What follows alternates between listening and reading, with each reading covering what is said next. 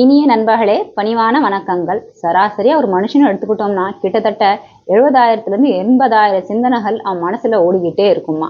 அதுல கிட்டத்தட்ட 90% எண்ணங்கள் எதிர்மறை எண்ணங்களாக தான் இருக்குமா. எந்த அளவுக்கு நம்ம மனசுல எதிர்மறை எண்ணங்கள் ஓடுதோ அந்த அளவுக்கு நம்ம மூளை ஸ்ட்ரெஸ் ஹார்மோன்ஸை சுரக்குமா. ஸ்ட்ரெஸ் ஹார்மோன்ஸ் என்ன பண்ணும்னா நம்ம உடல்நிலையை பாதிச்சு பெரிய பெரிய வியாதிகள் எல்லாம் ஏற்படுத்தக்கூடிய காரணமா அமையதுதான். ஆனா நம்ம எல்லாருக்கும் பல பேருக்கு இந்த விஷயம் தெரியும். இருந்தாலும் நம்ம எண்ணங்களை எப்படி கட்டுப்படுத்துவது? அது தானாகவே வருது, தானாவே போகுது அப்படின்ற ஒரு எண்ணம் இருக்கும். ஆனா இன்றைய கதையை கேட்ட பிறகு நம்ம தெரிஞ்சுக்கலாம், நம்மளுடைய எண்ணம் நம்ம கட்டுப்பாட்டுல தான் இருக்கு. நம்ம நினைச்சோம்னா நம்ம எண்ணங்களை குறைக்க முடியும். அதை நல்ல தூய்மையாகவும் வைத்துக் கொள்ள முடியும். அது எப்படி என்பதை தெரிந்து கொள்ள வாங்க இன்றைய கதையை கேட்கலாம்.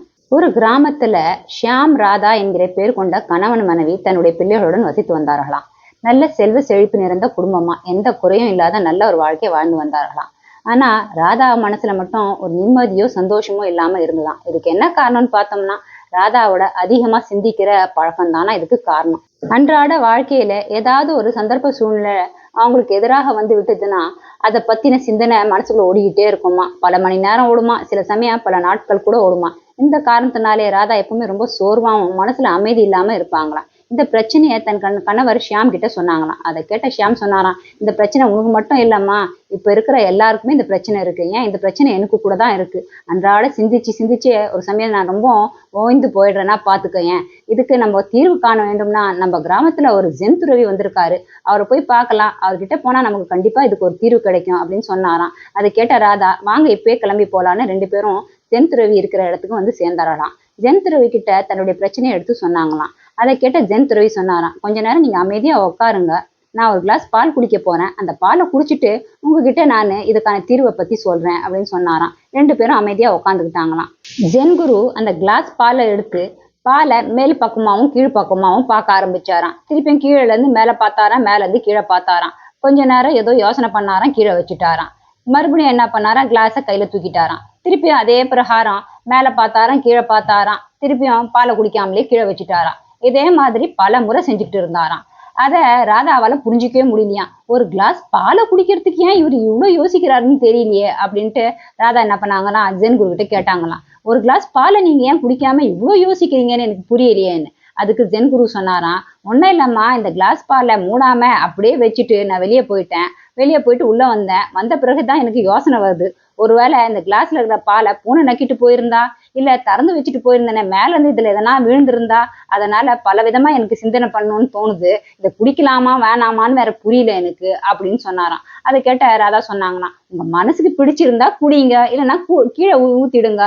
இதுக்கு ஏன் நீங்க இவ்வளவு யோசிக்கிறீங்கன்னு எனக்கு புரியலையேன்னு. அதுக்கு ஜென் குரு சொன்னாராம், நீ சொல்ற மாதிரி கீழே ஊத்திடலாமா, ஆனா மறுபடியும் பாலுக்கு நான் எங்க போறது, என்கிட்ட பால் இல்லையே.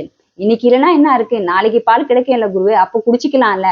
அதுக்கு ஏன் நீங்க இவ்வளவு சிந்திச்சு உங்களை கஷ்டப்படுத்திக்கிறீங்கன்னு எனக்கு புரியலையே அப்படின்னு ராதா சொன்னாங்களாம்.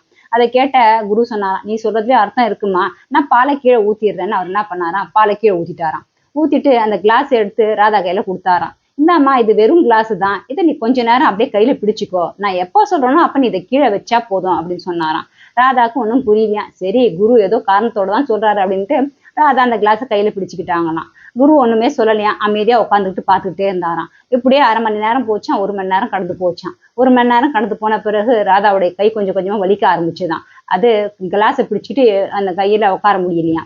குருவை பார்த்து ராதா சொன்னாங்களாம், குருவே இன்னும் எவ்வளவு நாள் தான் நான் அந்த கிளாஸை கையில பிடிச்சிக்கிட்டு உட்காருறது, என் கை வலிக்க ஆரம்பிச்சிருச்சு. குரு அதை கேட்டுட்டு சொன்னாராம், ஏமா இது வெறுமன கிளாஸ் தானம்மா, இதுல ஒண்ணுமே கிடையாது, பாலை கீழே ஊத்தியாச்சு, அந்த கிளாஸை பிடிக்கிறதுனால உனக்கு என்ன கஷ்டம். அதை கேட்ட ராதா சொன்னாங்களாம், என்னதான் வெறும் கிளாஸா இருந்தாலும் இவ்வளவு நேரம் நான் பிடிச்சிட்டு இருந்தேன்னா அது கை வலிக்க தானே செய்யும் அப்படின்னு ராதா சொன்னாங்களாம். அதை கேட்ட குரு, நீ கரெக்டா தாம சொல்றேன், இந்த கிளாஸை கீழே வையேன், இனிமேல் உங்க பிரச்சனைக்கு நான் தீர்வு சொல்றேன் அப்படின்னு சொல்லிட்டு ராதாவை கிளாஸை கீழே வைக்க சொன்னாராம். ஜென் குரு அவங்க 2 பேரையும் பார்த்து சொன்னாராம், நான் சொல்ல போகிற விஷயத்த கொஞ்சம் கவனமா கேளுங்க அப்படின்னு சொல்ல ஆரம்பிச்சாராம்.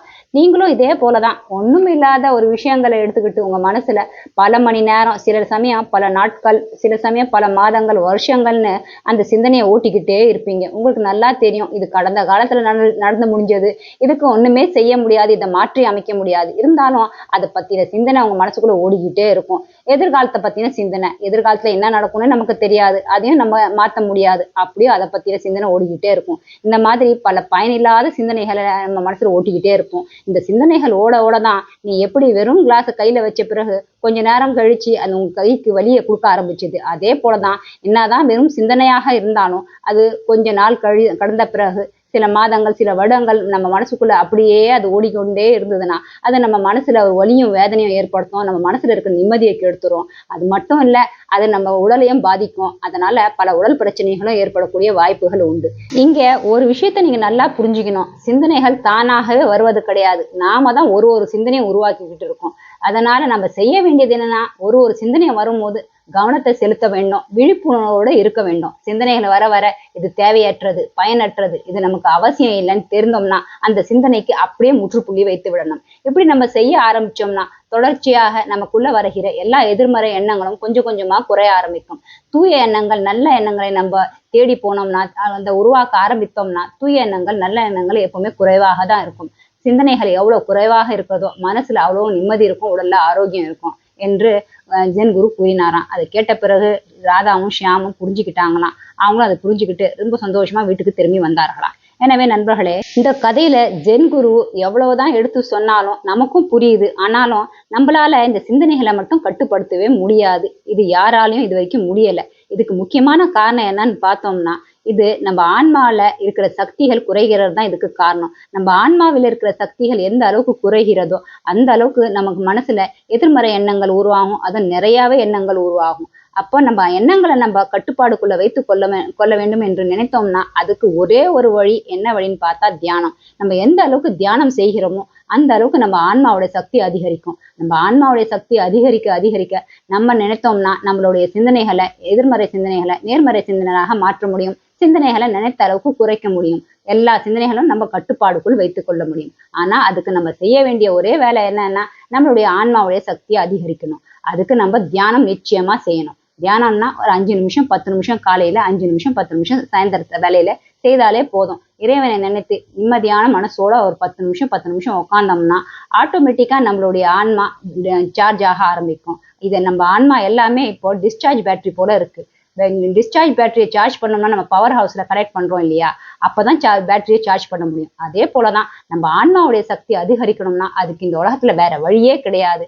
அதை நம்ம இறை நாமத்தினால இறைவனோட தியானம் செய்யறதுனாலதான் அதை அதிகரிக்க முடியும். அப்படி தியானம் செய்யதான் நம்ம ஆன்மா சக்தி அதிகரிக்கும். நாம நினைக்காமலே நம்ம எந்த முயற்சியும் செய்யாமலே நம்ம மனசுல தூய எண்ணங்கள் ஏற்பட ஆரம்பிக்கும். எண்ணங்களும் ரொம்பவும் குறைவான எண்ணிக்கையில வர ஆரம்பிக்கும். எண்ணங்கள் நம்ம கட்டுப்பாடுக்குள்ளேயும் இருக்கும். அது அடுத்ததாக பார்த்தோம்னா சொற்பொழிவு, உபதேசங்கள், நல்ல ஞானங்கள், கீதை போன்ற புத்தகங்களை வாசிப்பது. இதன் மூலமா என்ன ஆகும்னா வாழ்க்கை மீது உள்ள அதிகமான பற்று, பணம், பொருள் மீது உள்ள பற்று எல்லாம் நீங்கி பற்றின்மை என்ற ஒரு நிலைக்கு நம்ம வருவோம். இந்த நிலை எப்ப நம்ம வாழ்க்கையில ஏற்படுதோ அப்போ தானாகவே நமக்குள்ள வருகிற சிந்தனைகள் எல்லாம் குறைந்து கொண்டே போகும். எனவே தியானம், சொற்பொழிவு, இறைநாமம் ஜபிப்பது, கீதையை படிப்பது போன்ற நல்ல செயல்களை நம்ம செய்து கொண்டே வந்தோம்னா நமக்குள்ள ஏற்படுகிற எதிர்மறை எண்ணங்கள் மறைந்து சிந்தனைகள் தானாகவே நம்ம கட்டுப்பாடுக்குள் வந்துவிடும். மீண்டும் இது போன்ற ஒரு நல்ல கதையுடன் உங்களை சந்திக்கிறேன். அது வரைக்கும் மகிழ்ச்சியாக இருங்கள். மற்றவர்களையும் மகிழ்ச்சியுடன் வைத்துக் கொள்ளுங்கள். பிடித்திருந்தால் லைக், ஷேர் அண்ட் சப்ஸ்கிரைப் பண்ணுங்க. உங்களுடைய கமெண்ட்ஸ்களையும் மறக்காம சொல்லுங்க. வாழ்க வளமுடன். நன்றி. ஓம் சாந்தி.